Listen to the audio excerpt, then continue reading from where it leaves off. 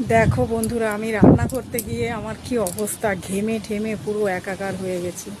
অথচ দেখো আমাদের বাইরে কত মেঘ করেছে, প্রচণ্ড মেঘ করেছে। একবার দেখো তোমরা, মানে এতটা মেঘ করেছে কিন্তু গরম কমছে না। আমি ঘেমে পুরো স্নান হয়ে গেছি রান্না করতে এসে। চলো তোমাদের ব্যাক ক্যামেরায় দেখাই আমাদের আকাশের অবস্থাটা।